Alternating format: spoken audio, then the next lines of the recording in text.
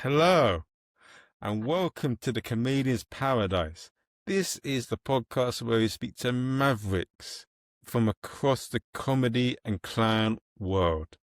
Now, today's guest has come all the way from Ukraine to be in this podcast. Her name I'm is I'm still here in Ukraine. Yes, Uh, Save me. yes, we will. Please. her, her name is Anastasiya Sil. She is an absolute comedy stormhouse in Ukraine. She's made audiences laugh in Canada. She's made audiences laugh in probably the best comedy club in all of the UK apart from Hot Water, Top Secret. You are gonna and she runs an absolutely scintillating and mesmerizing podcast where she spoke to a lot of comedians in Ukraine. Please start clapping, cheering, and welcome Anastasiya Sil. Hello. Thank you for having me on this podcast.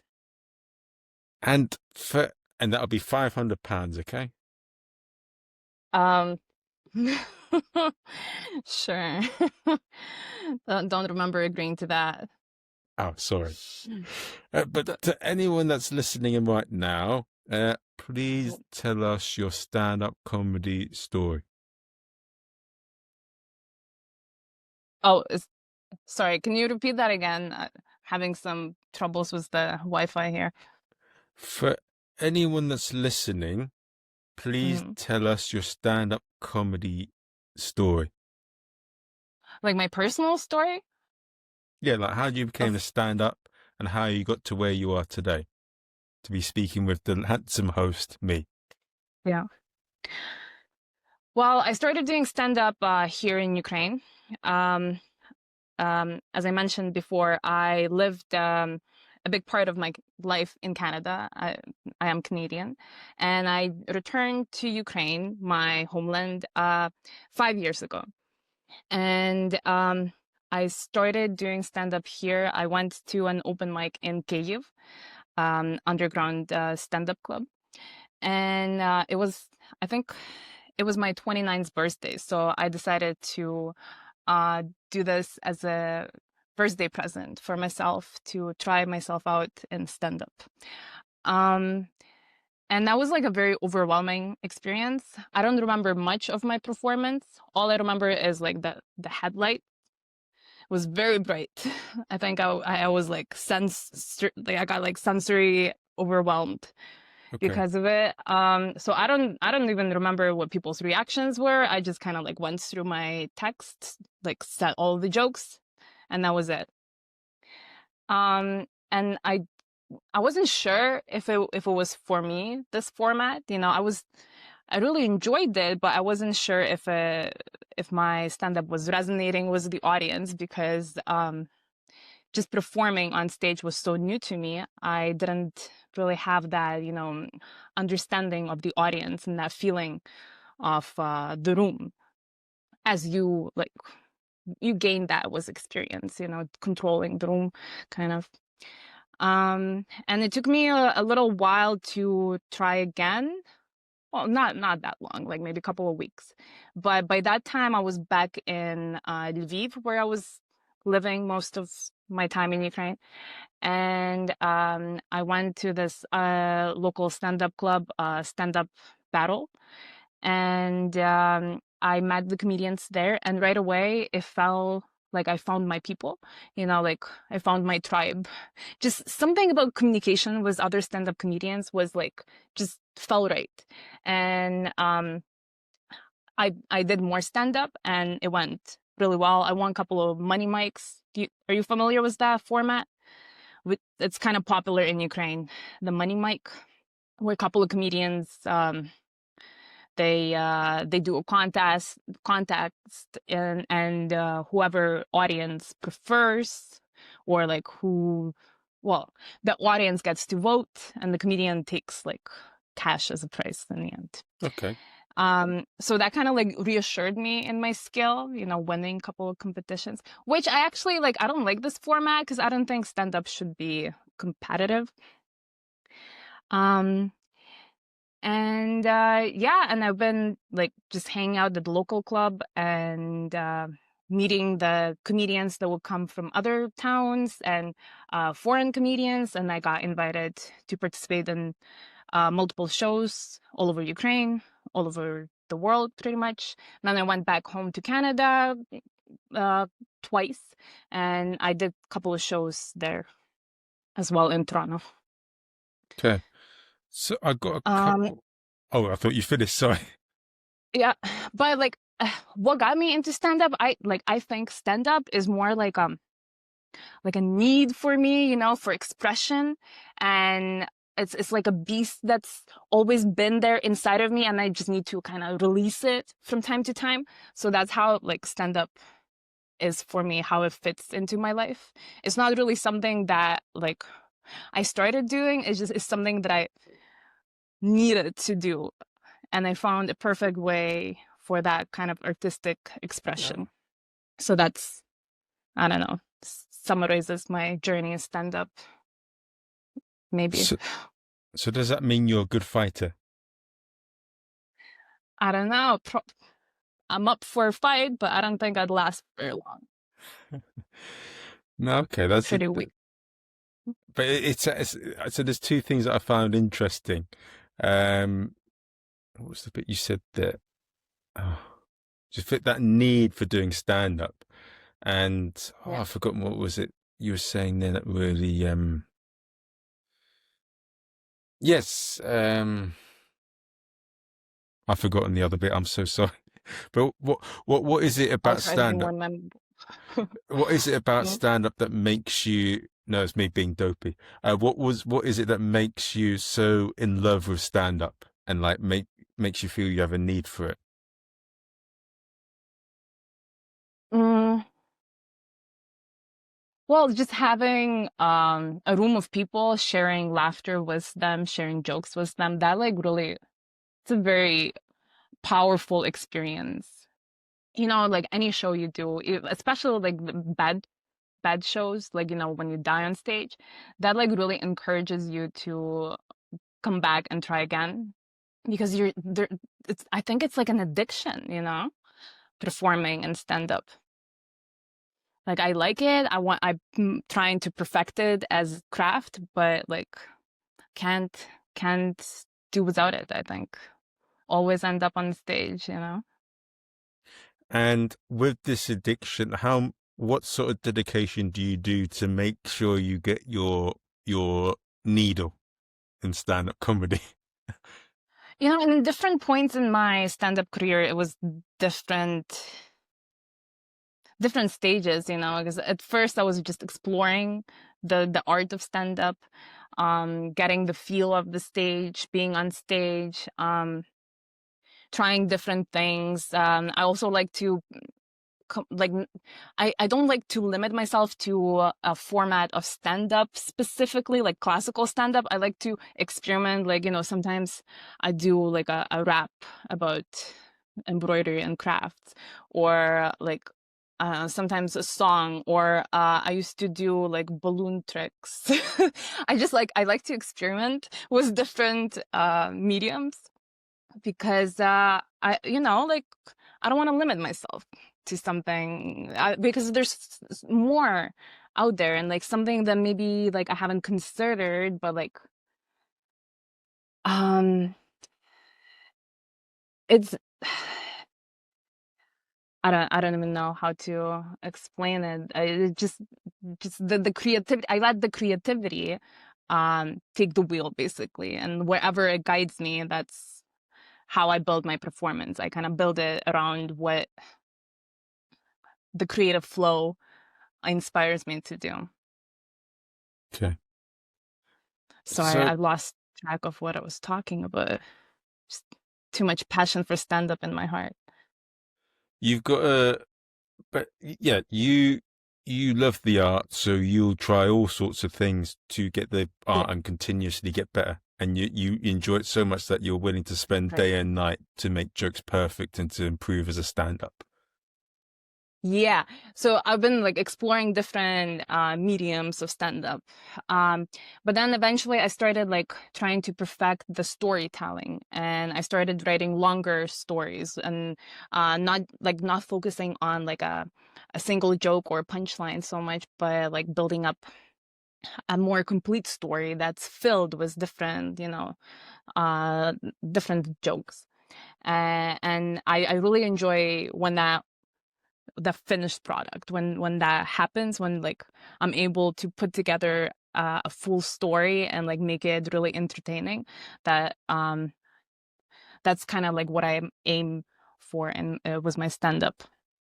So and now like I spend most of my time just writing. I just to get all of these ideas out into some sort of medium. So I'd write it down, or like paper and pen, or on a notepad in my phone, or like a voice message, voice recording. And so I work on a lot of ideas at the same time, and like not so much performing nowadays, Oh, unfortunately.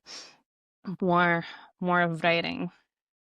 But I still do perform, but like maybe like once or twice a month, oh, which okay. is not as often as, because like a year ago I used to perform pretty much every day. Oh, okay. What's made you shift more towards the writing of stand up per se rather than the the performing? What's made you So commit more to the writing comedy? storytelling, because The I want storytelling. to be able to like narrate like a very interesting story with lots of twists, maybe, like something more than like expand a joke, so I'm still defining, like working on that art. So do you like I sitcoms? really enjoy the process too, Okay. just sitting, writing and giggling to myself. Love that. Uh, so am I right in saying that you've got an interest in like sitcom writing and like sketch comedy? No, I've never really had any experience in that. I mean, like, I watch sitcoms. I appreciate the art of it, but I've never engaged in anything like that. But you want to like write jokes for other people or write jokes for like shows and different things. That's what interests you. Or write jokes that. Not really. It's more of like telling my story, but just like really giving out my all. Yeah. And are you also interested in perhaps like Edinburgh show type sort of stand up comedy? Like, is that what you're after? Like, you want to do like comedy shows from yours that are from you that are like 30, 40 minutes long? hmm Um, I when I sit down writing, it doesn't always start as a joke. Sometimes it's just some thoughts, ideas. Sometimes it's like journaling. But as I review what I've written and maybe rewrite it, it always ends up being stand-up material. So it always turns into a monologue in the end. It's just like that's part of my process. Okay. Uh, I've now remembered the question that I wanted to ask you, and you made a good point on.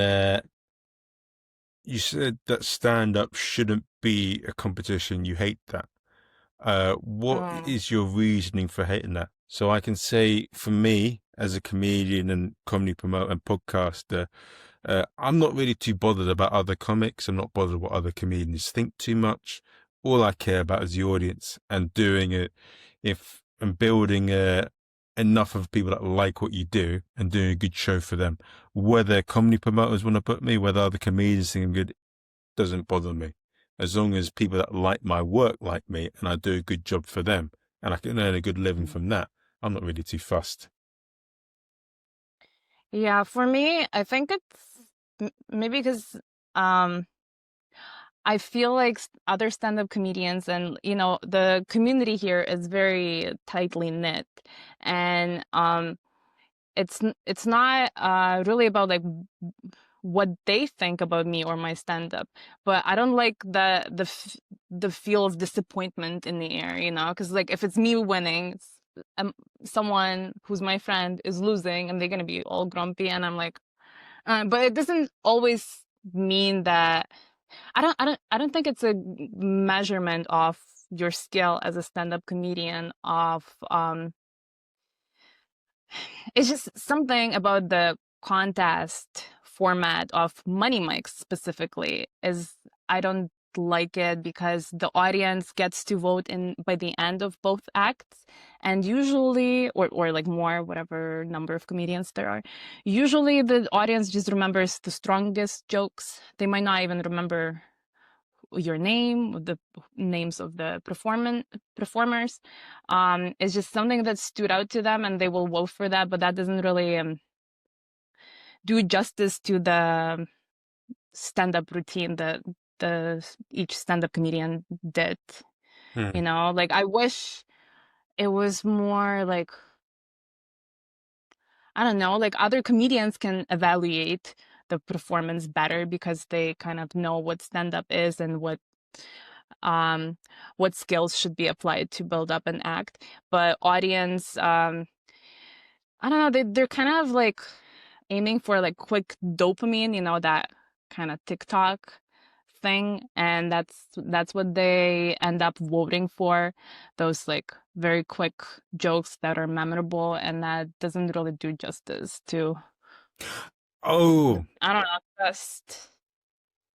you But don't also want. I just don't Yeah. like seeing someone lose and someone win, and like I don't like that uh that rivalry. So, sometimes just that feeling of it, you know. Ah, so what you've said there is a lot of it is like why a lot of people in London, well, certain people, comedians in London, don't like gong shows because they feel that it suits a particular narrative and type of stand-up comedy. Yeah, you And can't as really build yeah, up an act doing gong shows, right? no. Because you'll only work on the beginning of the material, because then eventually you keep getting like responses, live responses, and it does not necessarily reflect the quality of your material or of your whole act. Hmm.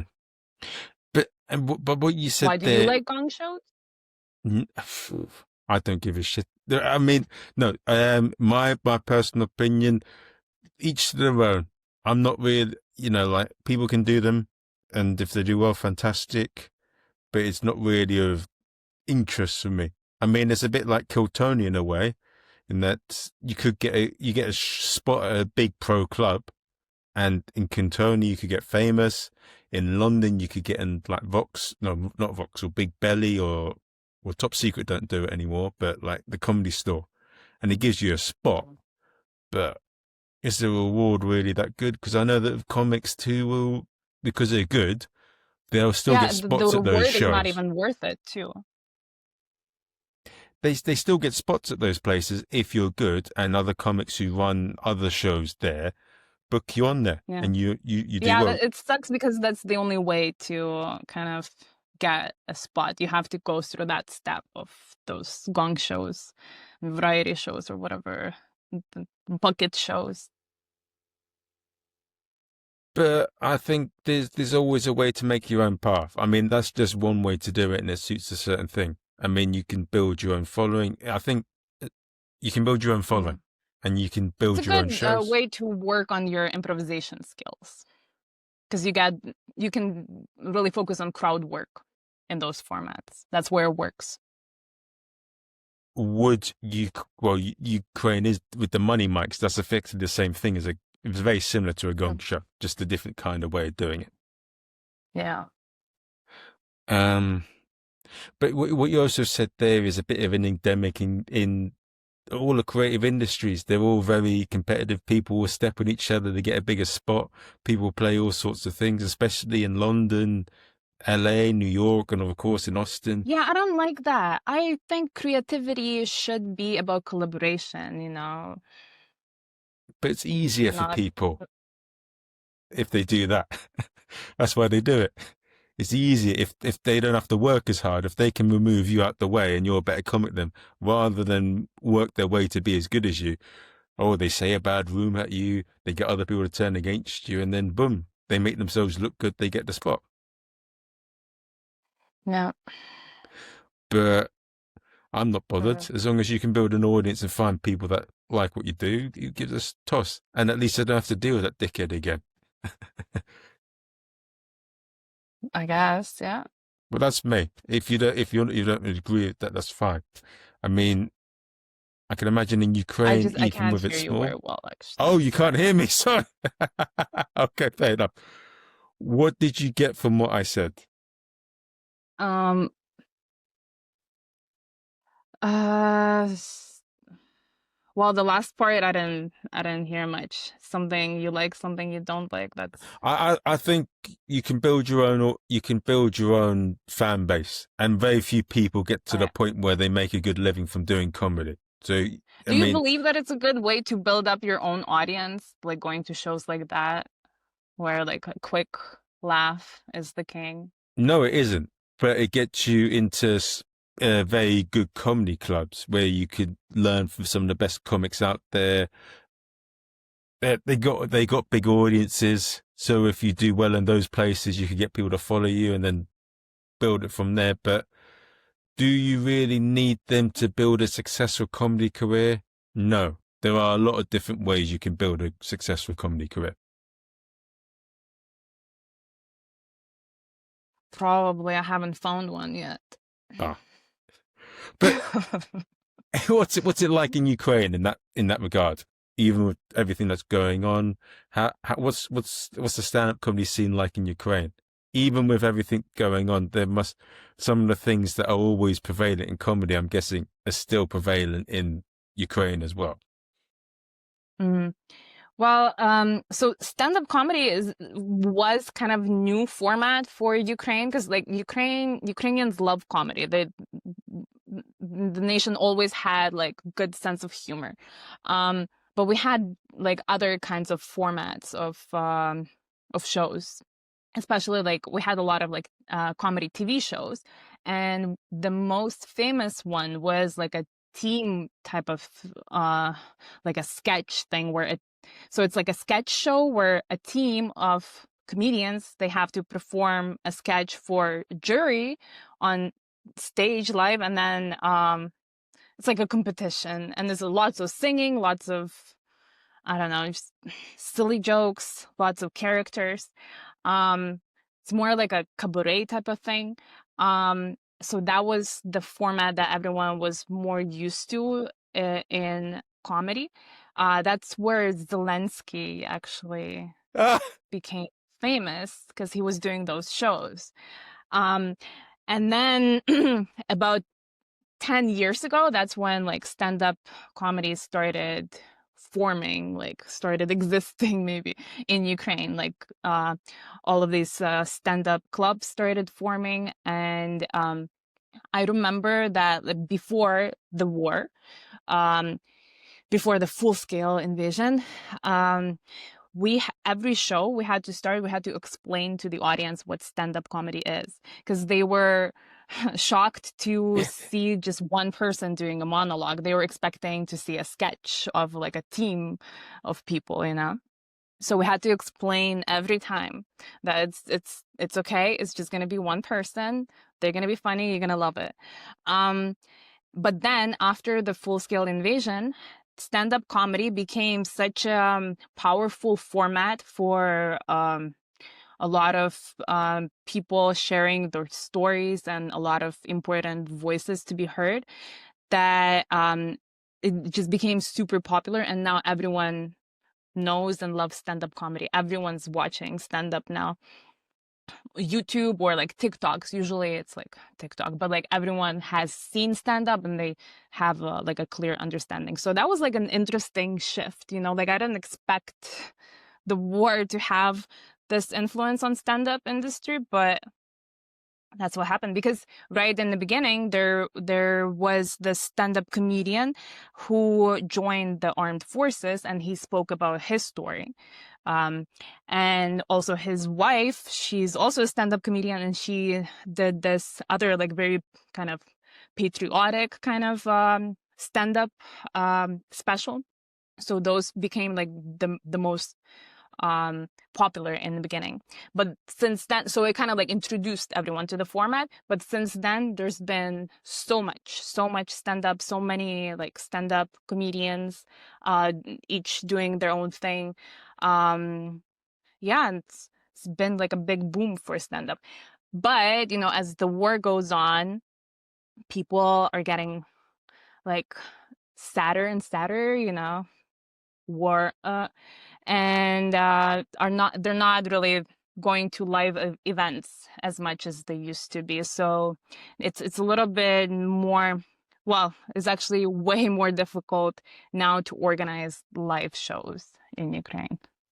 Like they'll go to like to see like popular headliners, and still like it depends where, it depends what city, you know. In the capital, yeah, they'll get a room full of people, but like somewhere in a different region, people won't come out to the show.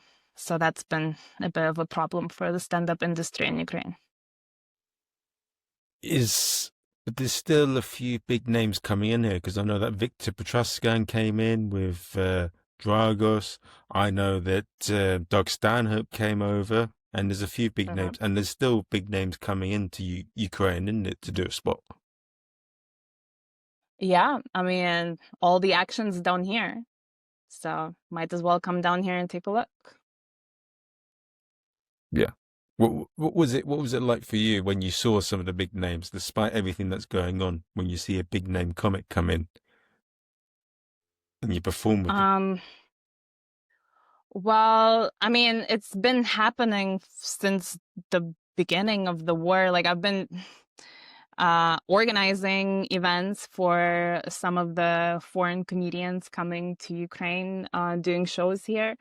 So I don't know. I didn't find it like shocking. It was just, yeah, it's nice of them to come here and do the show and like to fundraise money, because like all the shows, all the big stand-up shows that are happening in Ukraine, they're all fundraising events. Oh, okay. So that's great, you know, because they're supporting Ukraine, and we definitely need the support. Definitely.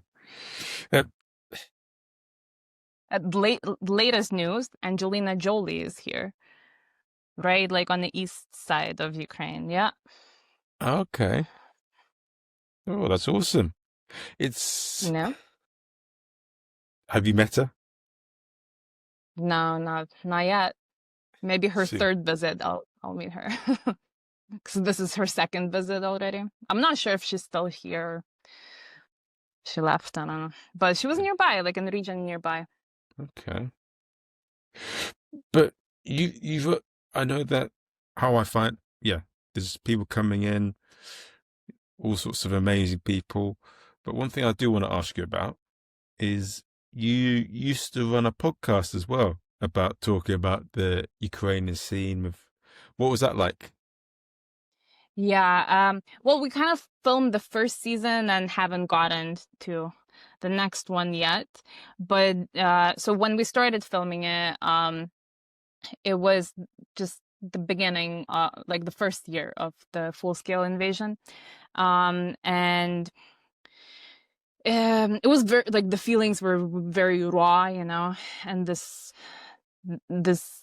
capital change in our lives, and that influenced everything, every aspect of lives in Ukraine. So I felt like it was important to discuss it and get different perspectives, and other people share their experiences, and that's how we started doing the podcast. It's the Ukrainian stand-up comedy podcast on YouTube, if you guys want to check it out.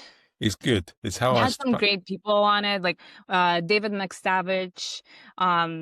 So came here from Ireland. Well, he's Irish comedian, but he performs a lot in London.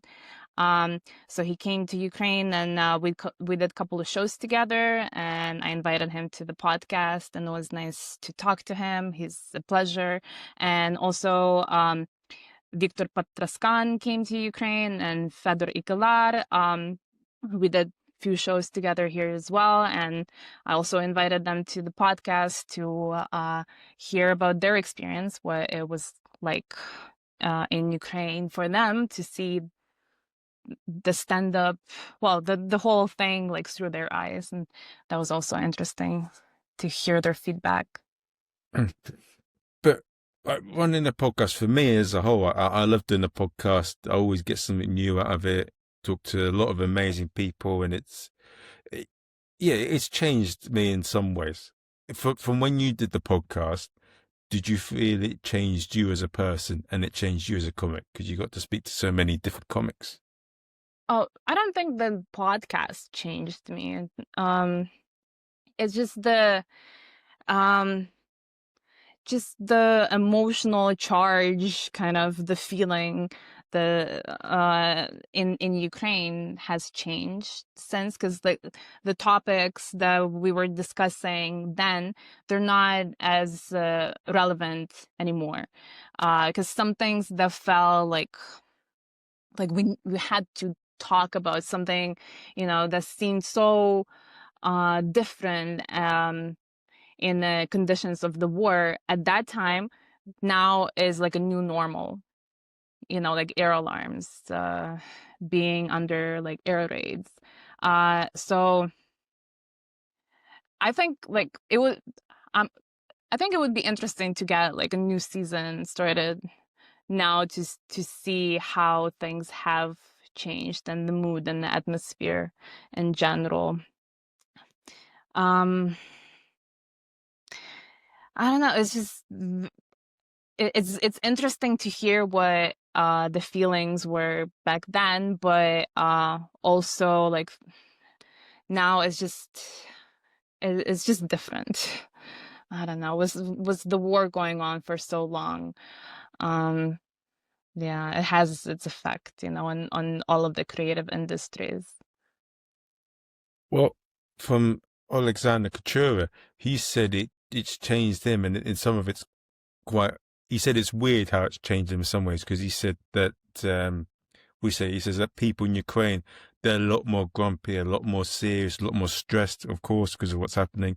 But he also said I that mean, they're still laughing, still smiling. People are still saying hello and smiling to you on the street. So like there's still, the normal is still normal. It's just the will to laugh is not as strong sometimes, after all the funerals and air raids. Yeah. he said something about that. He said that it's quite. He found one thing that's a bit odd is that he said he felt happy that he was living underneath or like lower down in the building rather than up. And he says that if it does, he says he'll feel quite relieved because they'll go to him, the other person first rather than him if there was a bomb. He says something along those lines, but he says that's not dark humor. Yeah. There's some of that going on here. Yeah. But it's a coping strategy, because this shit is happening here. Like a lot of really terrible things, but it's not taking our will to live and will to laugh. Like you can still find something funny even like in the most in like bad situation. Let's say that. How did oh, this sounds so wrong. How would you say you've changed throughout all of this situation that's happening? Yeah. A lot. I don't know how to describe it. It's just like a lot. Just my values like in life have changed. What I think is more, I don't know, what I focus on, how I spend my time, my profession too has changed.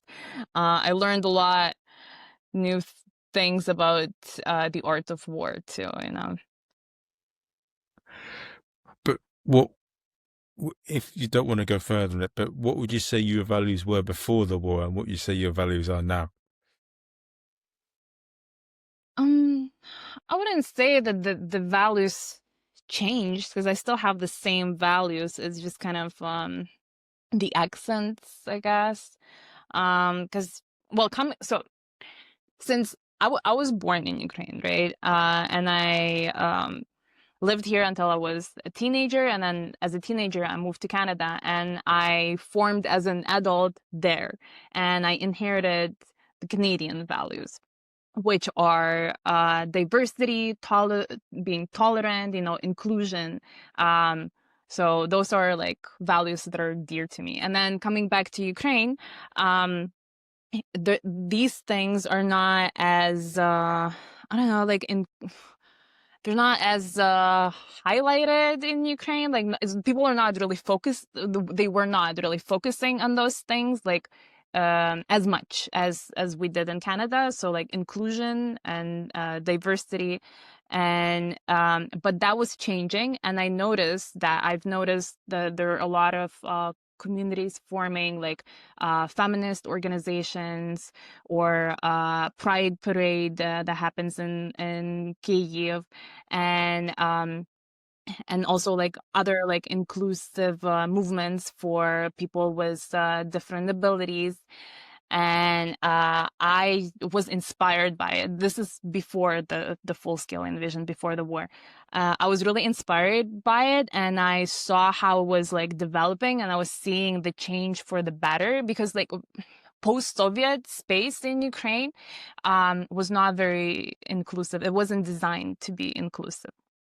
And that changing was like really inspiring to me, and it made me want to be part of that change. So that's how like I felt like I belong here now in Ukraine, because I wanted to be engaged in um, the change for the better. Well, not necessarily change, but evolution, kind of like progression.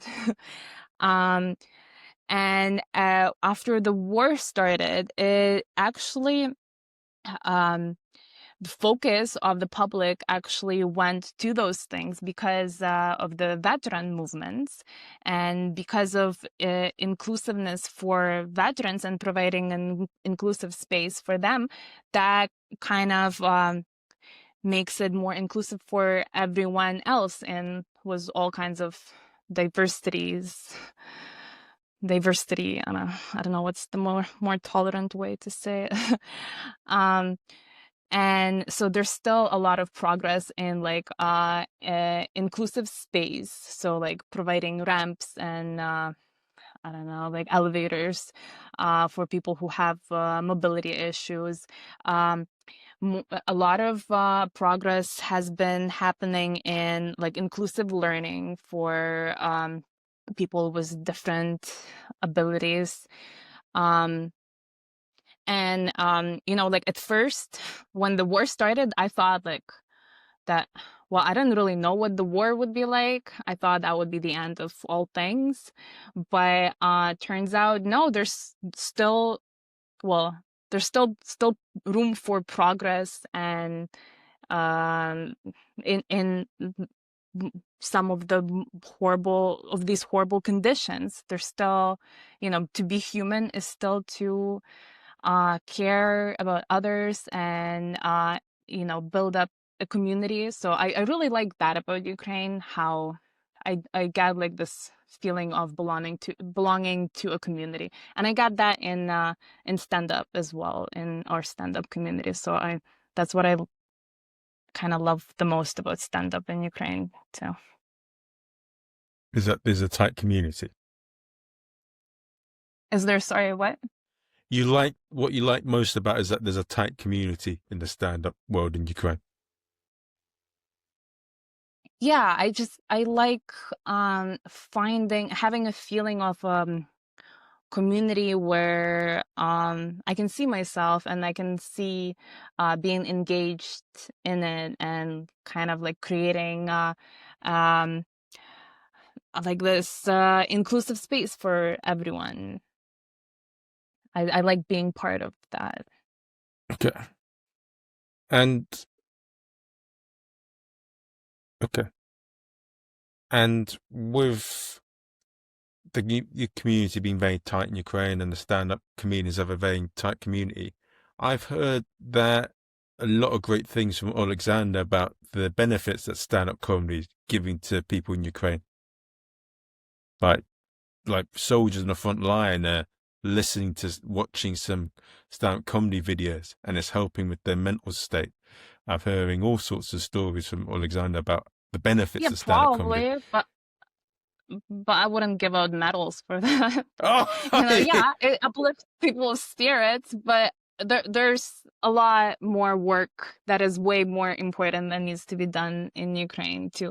Um, I think comedy is important, and uh, uh, yeah, people do need something to like th- to have these formats to release these emotions, because there's a lot of emotional buildup. Was the news is just fucking crazy. Like every day it's a tragedy.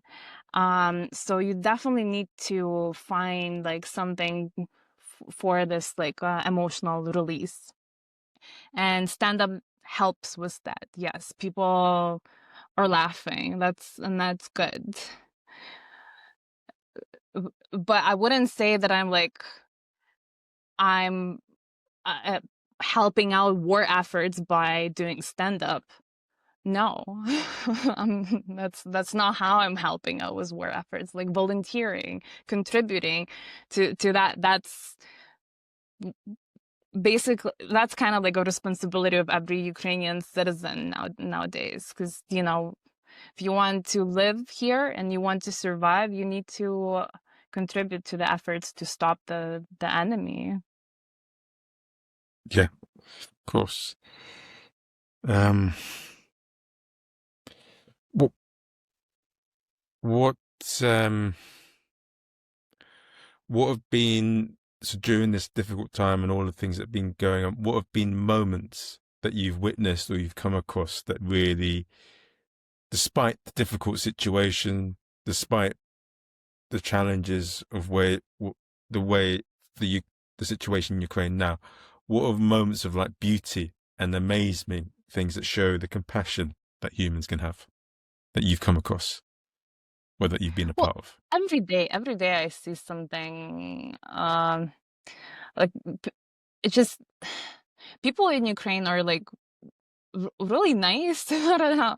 I've been traveling a lot around Ukraine, and I see like a lot of people just like living in small towns or villages, and there is a lot of like stray dogs and cats, um and I see how people treat them like really nicely. Like people are like, if there's a stray cat in the neighborhood, every neighbor is gonna be feeding it. Everyone's buying like uh cat food for the cat, and I think it's adorable.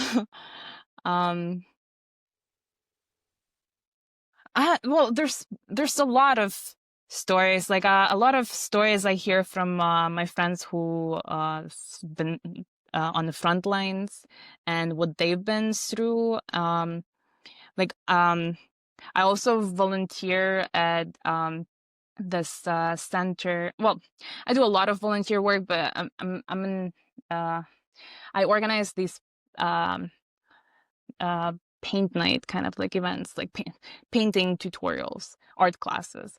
And I've done these in a rehabilitation center, Unbroken, where they do rehabilitation for amputees, so veterans, and just seeing them paint little flowers was me. uh I was so proud of them, because these people are I find them so inspiring because these are people who lost like their limbs, parts of their bodies due to being in combat or like explosion. They came so close to like seeing death face to face, and then um having to get better and going through rehabilitation. That's such a difficult process, and seeing them like put so much effort into like trying to stand up again, that's just like so inspiring to me. um like how strong person's will is, and having all of these tough guys with me in the room painting little flowers in the field, and seeing how much fun they had doing this, and also like understanding that they've lost some of the abilities due to their injuries, but Oh, here but most of them never really tried making art before or painting, and seeing them explore a new medium, new format, was me. That was like I felt really proud for them, because um they're willing to explore something new, and we had fun doing it. So that was a pleasant experience that I had. did you get any moments where they came up to you and they said, "Thank you so much. You really like." Have you? Did you? What's? I'm sure you've had a few moments where people have said to you, "Thank you for organising this. This has done this and that to me." Yeah, sometimes. Yeah.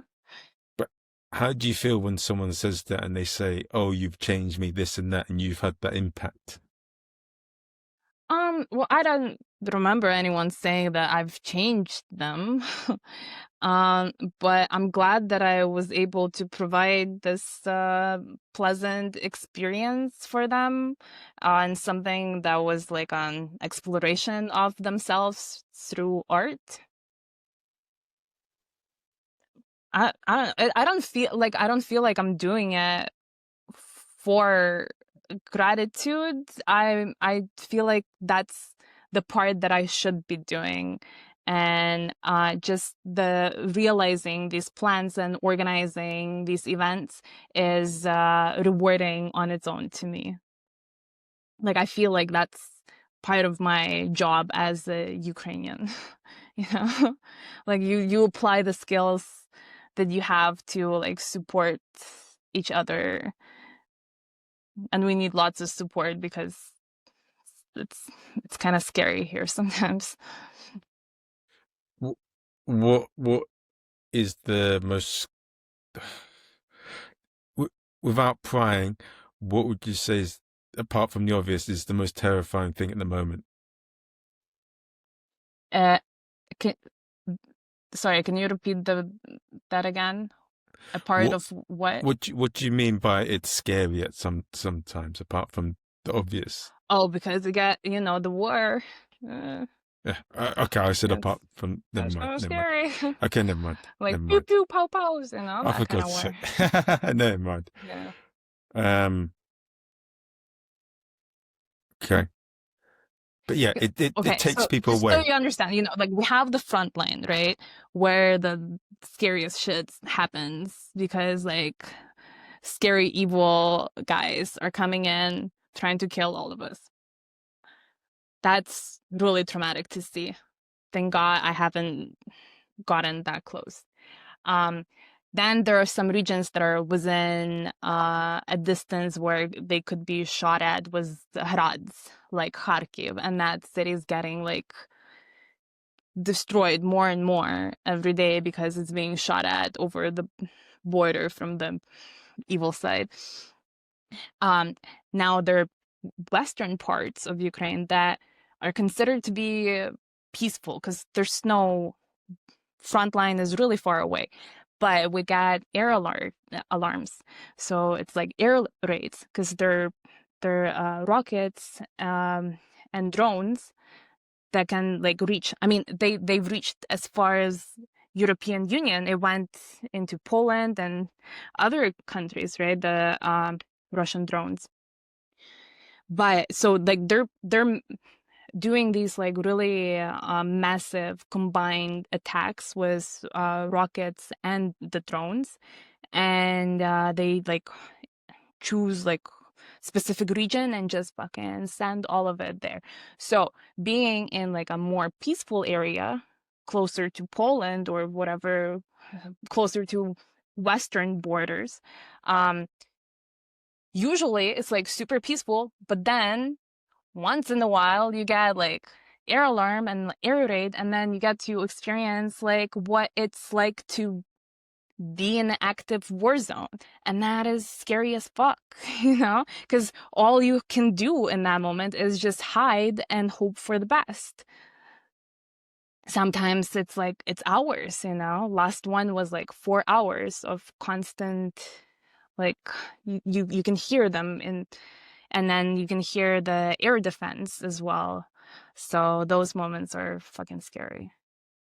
And yeah, you don't know when they're going to happen. You could be just brushing your teeth or having a dinner with friends or just having a regular chat, and then boom, it happens. Yeah. That's why most of the events that are organized in Ukraine right now, they're usually held in like bomb shelters in basement facilities. Just in case there's an air alarm, everyone's still safe because they're in a bomb shelter. Okay. It's, yeah.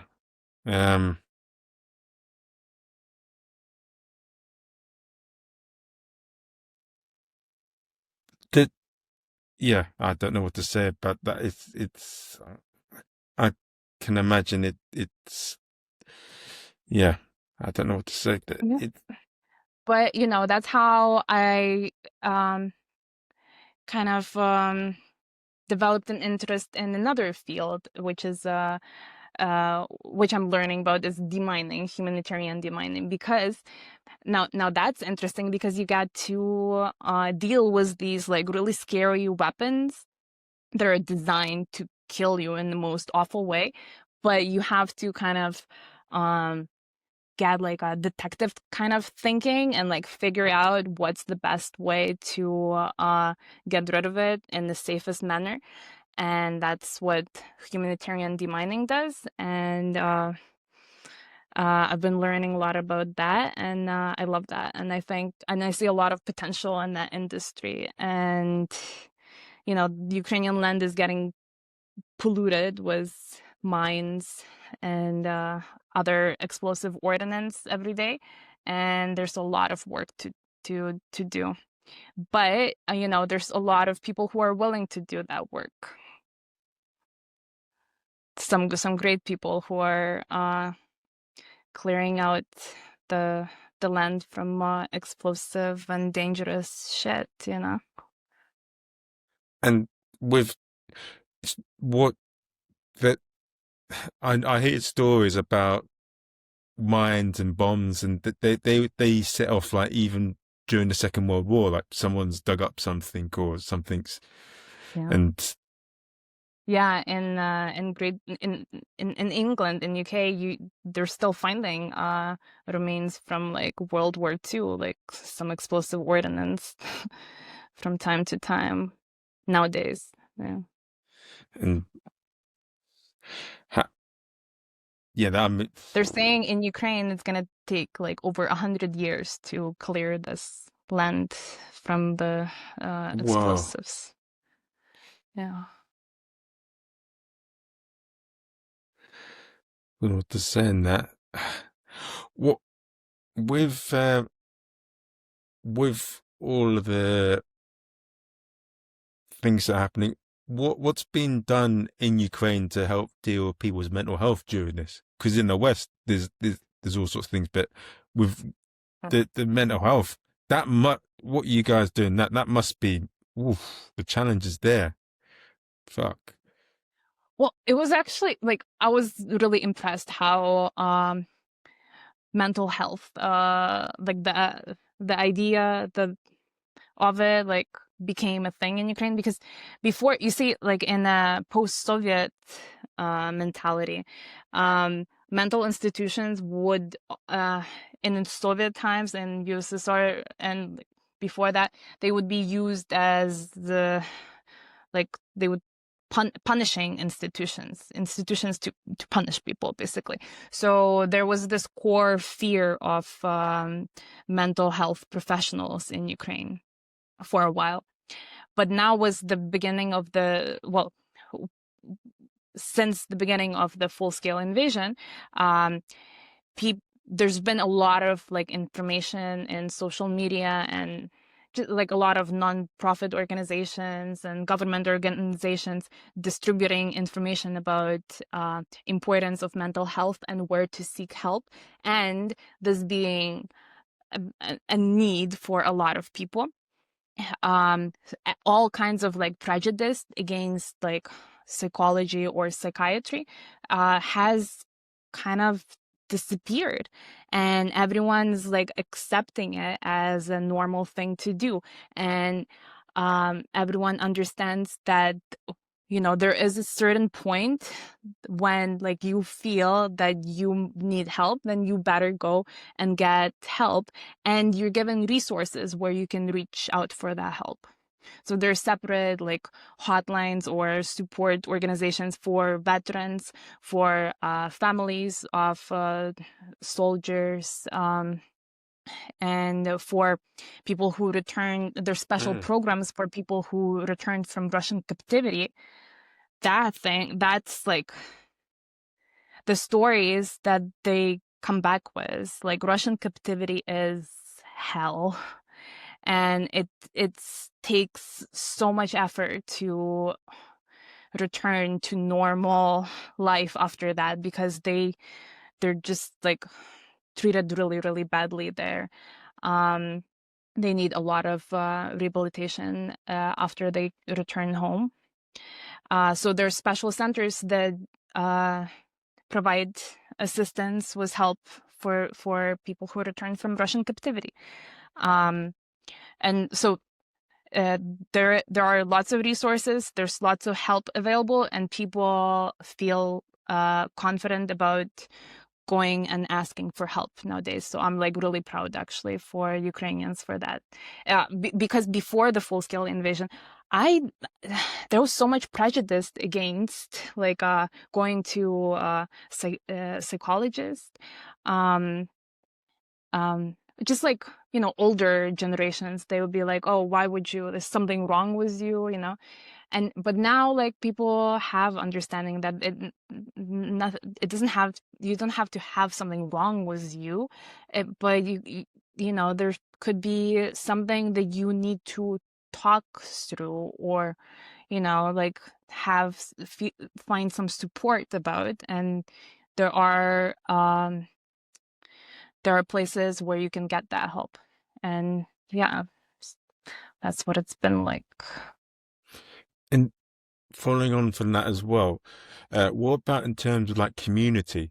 Because I know in London, for a lot of, and this is a problem, that they used to have a lot of youth centres to help a lot of people in young troubled areas, so that they build community rather than go into gangs or go through a life of drugs. What initiatives are being put into Ukraine to build community with people? Because loneliness, it makes it 100 times worse, whatever you're going through. But to build a community so that you're all in it together, what initiatives are being done so that people feel as one rather than separate?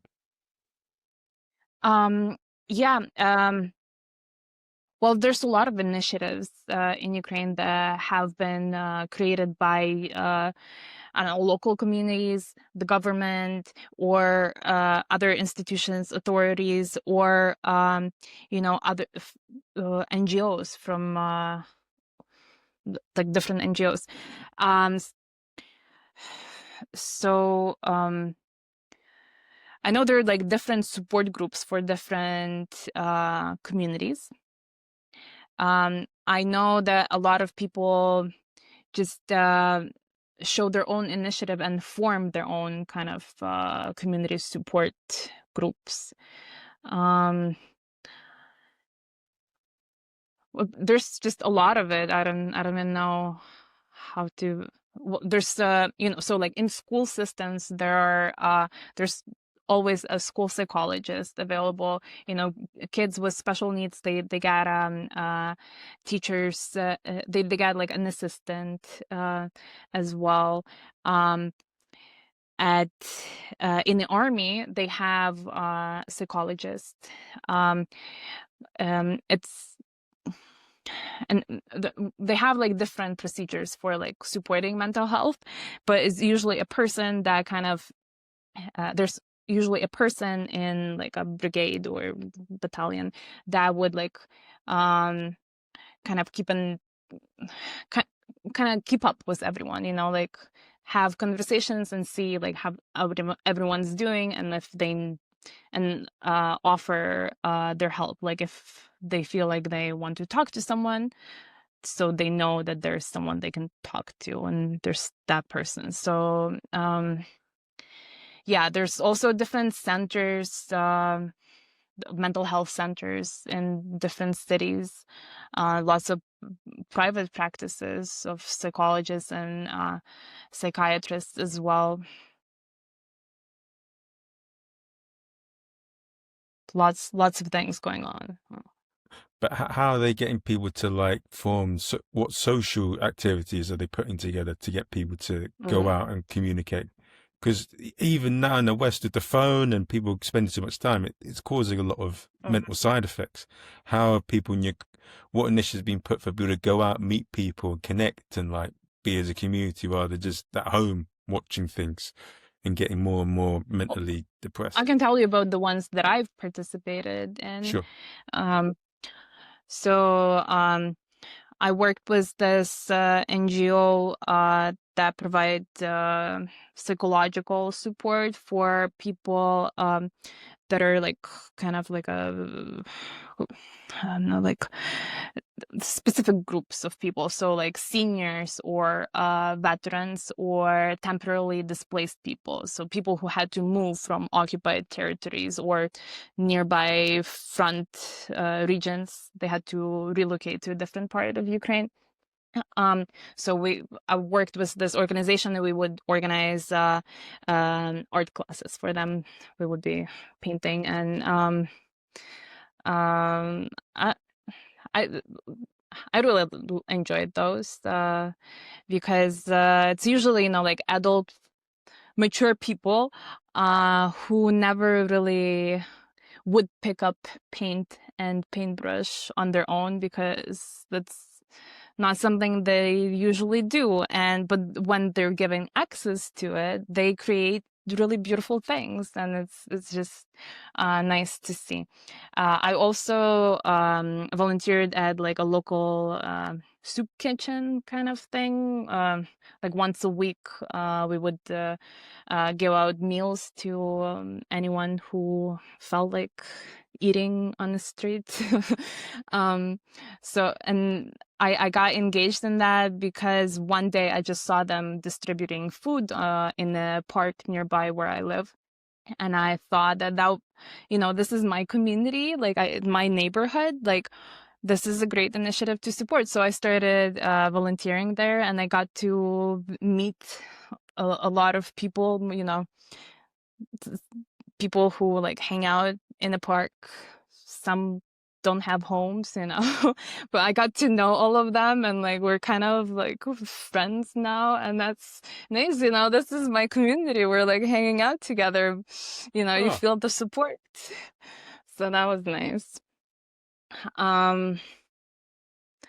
What else? I mean, all of the events that are organized in Ukraine nowadays, a percentage of the funds raised always go to supporting the army. And sometimes it's like, maybe most of the times it's 100% of the funds that's like a fundraiser. That's usually that's the only way to get people to come to these events, because some people don't feel like it's especially like in smaller in small towns, like smaller communities, they don't feel like entertainment format is great at this time. But if it's 100% fundraiser, then they will come out and show their support, and it becomes okay somehow, you know. Okay. So that's why, and that's how it's done usually. But also, like, we everyone actually has friends and family members serving in Ukrainian army, and they have a lot of needs. They need a lot of, like, cars, what, like, personal protective equipment, drones, whatever, and like everyone gets those requests from people who they know. And if you are engaged in, like, entertainment industry, then you use that platform to help uh some to help Ukrainian army, or to help specific person that you know. And so most of the people that listen to this podcast, I'd say, are probably in America or in the UK and in Australia. So for anyone that's listening in right now, what would you say to them in terms of, like, yeah, just what do you need to say to people that aren't in the situation, and in terms of why the support from them is needed? um well, because Ukrainians just want to live. We're just gonna want to live. Russia doesn't want us to live. We're trying our best to survive this shit, but we need some help. So, like, if you could support us, send us some weapons. We know how to use them, you know? That's it. Because all we want to do is, like, defend our homes. And Russia's not stopping. Like, if it takes over Ukraine, it's gonna go further. As far as Russian drones went, I think that's as much of territory as Russia wants to occupy. Because why else would they send their drones there? So Russia is, like, fucking scary. They need to be stopped. And I think that's a good enough reason to support Ukraine. Okay. And for for anyone that wants to find out about you, how do they find out about you? You can find me on Instagram. You can maybe find some of my videos on YouTube. I don't have a lot of videos in English on YouTube. Living and working in Ukraine, I've been mostly performing in Ukrainian. But you can see some clips of my performances on my Instagram page. And it's, what was it? Anastasiya Sil wait. Uh, Sil Standup. That's what my at Sil Standup. That's my Instagram account. So you can follow me there. And one more thing is, I got two questions. How would you like to be remembered? And what is your big mantra in life that you've developed through all your life? What's your mantra in life, I should say? How I don't really, I don't think I want to be remembered. Like, I Okay. just kind of want to. I just enjoy living my life, and my mantra is to, like, do the best I can, and also take the best out of life, because there's so much beauty in life and so much joy everywhere you are. It all really depends on, like, what your emotional charge is, like, what your mood is.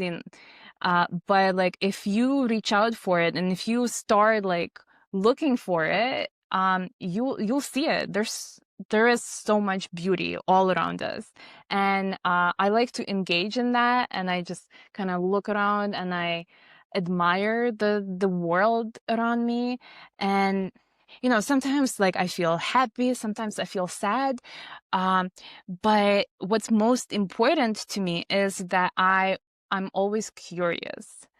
I'm always curious and inspired by life. And that's my primal motivation. Like, I'm gonna, I don't know, like, I really enjoy everything in this world because I'm so curious about it. So appreciation and love for life is your mantra. I think it's important to stay curious about life. Okay. And Like discover new things, like there's so many things that you haven't seen or experienced in this life yet. And some of these things are like really fascinating and fun, and there's always something to look forward to in life, I think. sure. And it makes things more fun, exciting, and yeah, it makes things better. It makes your mindset better to approach that attitude, see the But see, positives when and we're adventure in talking about life. like curiosity, it doesn't has nothing to do with better or worse, because it's not like what's better, like happier, what's worse, sad. That doesn't matter. You can be happy and curious. You can be sad and still curious about life. So I think that's it's more powerful of like a source of inspiration. Okay. And okay, well, guys, I hope you've enjoyed the episode. I hope you found.